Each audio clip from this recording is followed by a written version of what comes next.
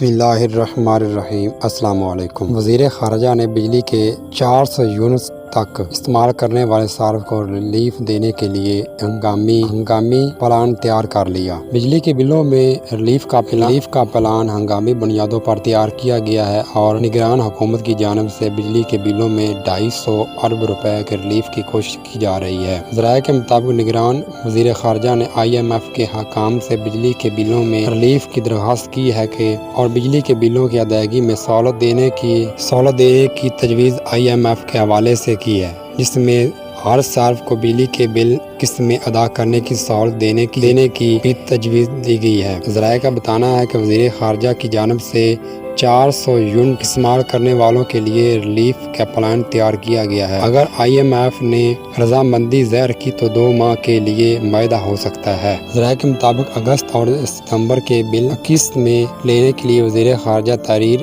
Guarantee دے گی اور بنیادی ٹیرف میں 7 روپے کا اضافہ واپس لے کر مرلہ وار کرنے پر عبور کیا جا رہا ہے، یعنی بجلی کے بنیادی یونٹ مرلہ وار بڑھائے جائیں گے۔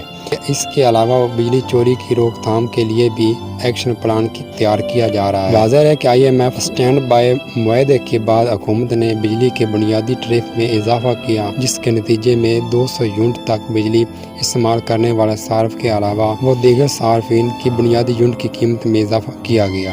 حکومت کی جانب سے بجلی کی بنیادی یونٹ کی قیمت میں اضافہ نافذ کیے جانے کے بعد بجلی کے بلوں میں غیر معمولی اضافہ ہوا، جس کے بعد ملک بھر میں تاجر برادری اور عوام کا احتجاج جاری ہے۔ نگران وزیر اعظم بجلی کے زائد بلوں پر نوٹس لے لیا۔ مسلسل 2 روز پاور ڈویژن سمیت دیگر متعلقہ حکام کے ساتھ طویل اجلاس ہوئے، لیکن فوری طور پر ان اجلاسوں کا کوئی نتیجہ نہیں نکلا۔ بجلی یونٹ میں 4 روپے 96 پیسے کا بنیادی اضافہ، جس کے بعد ملک بھر کے صارفین کا بجلی کا بل بڑھ گیا۔ 100 یونٹ تک صارفین کا پہلے فی یونٹ 13 روپے 78 پیسے کا تھا، اب 16 روپے 48 پیسے کا ہے، یعنی 3 روپے اضافہ ہوا۔ 200 یونٹ تک فی یونٹ پہلے 18 روپے 95 پیسے کا تھا، اب 22 روپے 95 پیسے کا ہے، مطلب ہے کہ 4 روپے اضافہ ہوا ہے۔